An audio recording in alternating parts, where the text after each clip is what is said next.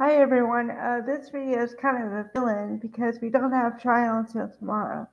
So I just want to give you a couple thoughts of last week's trial from my perspective. Okay, so we're gonna be day 30. So the state or the Commonwealth has already rested. So now it's the defense's turn. All right. Um. Well, I kind of I was perplexed by the order of witnesses for the Commonwealth because this is supposed to be a unaliving caused by someone else's negligence, right? Okay, and so because of that, there's going to be an autopsy and medical examination about what happened, right? So you would think they would put the medical examiner first, maybe second. They waited until the last day and made her the last witness. Okay, why? Okay, well, I'm going to go down my list of theories. Um, well, number one would be they don't think their case is strong enough, so they're going to throw everything else at it and leave the uh, worst witness for last. I say worst witness because, and I've talked about this before, they seemed to create a narrative that they wanted the evidence to fit instead of letting the evidence just come out as it was going to come out. Because the prosecuting attorney, Lally, his name is spelled Lally, but a lot of people say Lolly. Okay. He asked her very pointed questions, and she said possibly or probably to all of them. And also, if you believe in body language, it's just her body language was not congruent with her statements at all. Like, at all.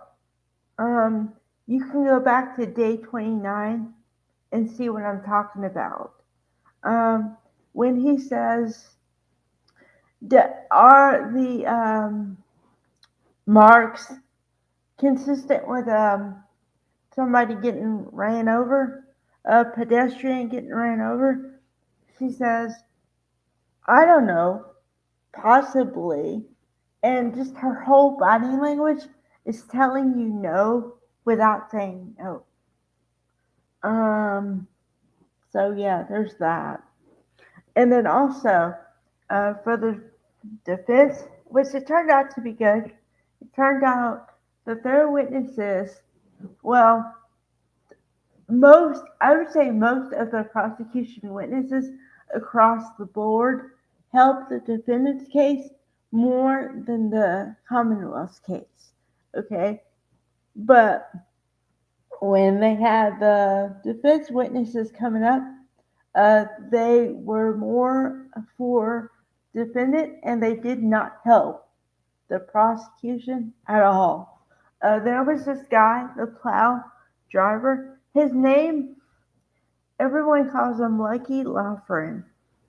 Um, so the Lolly asked him, are you sure you weren't there at 5:30 in the morning or something like that? And he says, I was not. Like, he says, yes, I was there, but I didn't see anything. And he says, are you sure you didn't see anything? He's like, no, I did not see anything.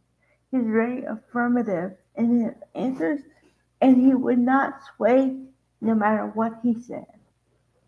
So that was good. And then, like I said, Dr. Russell, um, well, I guess because I'm a woman, and also I kind of know a little bit about what women faced in the 70s.